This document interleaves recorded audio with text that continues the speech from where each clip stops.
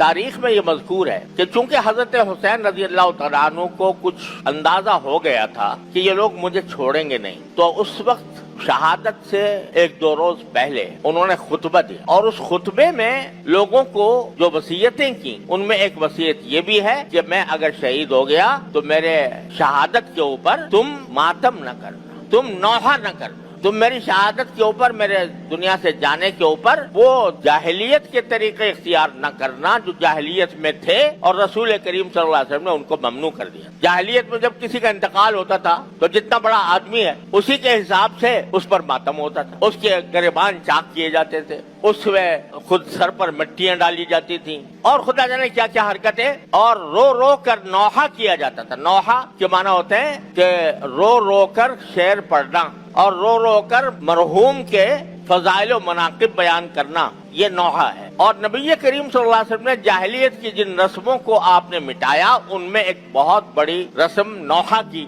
आपने मिटाई कि नौहा करना ना जाए। तो ये खुद हजरत हुसैन रजी अल्लाह तआला अन्हु खुतबे में ये फरमा रहे, जाहिर है कि नवासे थे रसूल करीम सल्लल्लाहु अलैहि वसल्लम के, आपके जिगर गोशे थे, आपकी तालीमात से कैसे जर्रा बराबर वो इनहराफ फरमा सकते थे। तो उन्होंने ये खुतबे के अंदर खुद ये वसीयतें फरमाई। अफसोस है कि उनकी सारी वसीयतों को बसे पुश डालकर ऐसी रस्में इजाद कर ली गई कि जिसके नतीजे में खुद न सिर्फ रसूल करीम सल्लल्लाहु अलैहि वसल्लम के इरशादात की नफी होती है, खुद हजरत हुसैन रजी अल्लाह तआला अन्हु की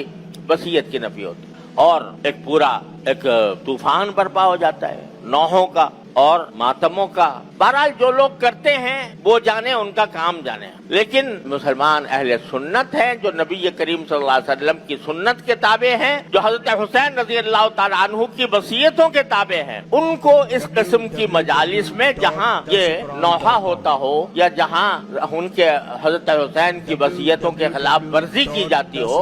वहाँ एक मुत्तबे सुन्नत मुसलमान का कोई गुजर नहीं होना चाहिए, वहाँ उसकी शिरकत न होनी चाहिए। क्योंकि रसूल करीम सल्लल्लाहु अलैहि वसल्लम का इरशाद है कि जो शख्स किसी एक मजलिस में बैठता है, किसी बड़ी मजलिस में बैठता है, चाहे बैठा ही हो, देखने के लिए बैठा हो, तो उसका शुमार उसी मजलिस के लोगों में होगा। लिहाजा जो कर रहे हैं वो अपने अमाल के खुद जवाबदेह हैं और हमें उनसे तारुज़ इसलिए नहीं करना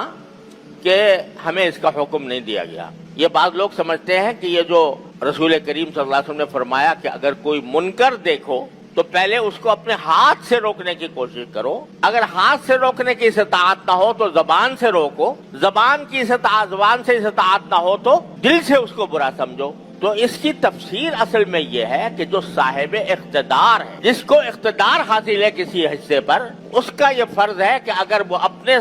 ज़ेरे इख्तिदार इलाके में कोई मुनकर देखता है तो उसको हाथ से रोके, कुव्वत से रोके। मसलन हमारा थोड़ा बहुत इख्तिदार इस मस्जिद पर है, इस मदरसे पर है, यहाँ अगर हम कोई मुनकर होता हुआ देखें तो हमारा फर्ज है कि उसको कुव्वत से रोके, हाथ से रोके। लेकिन जो साहिब इख्तिदार नहीं, वो उसके लिए हुक्म क्या है कि जबान से अगर जरूरत हो जबान से रोको, अगर जबान की भी कुदरत नहीं है तो फिर दिल से उसको बुरा समझो। लिहाजा जो लोग ये रस्में बजा ला रहे हैं, नौहे की, मातम की, जुलूसों की, ताजियों की, जो कर रहे हैं उसके वो अमाल के खुद जिम्मेदार हैं। हम इस बात के मुकल्लफ नहीं है कि हाथ से जाकर उनको रोकें या उनसे लड़ें या उनसे कोई जंग मोल लें या उनके ऊपर हमले करें या उनके साथ कोई इश्तिआल अंगेज कार्रवाई करें। हमारा काम यह है कि उसको बुरा समझें, गलत समझें, लेकिन पुरअमन रहें। तो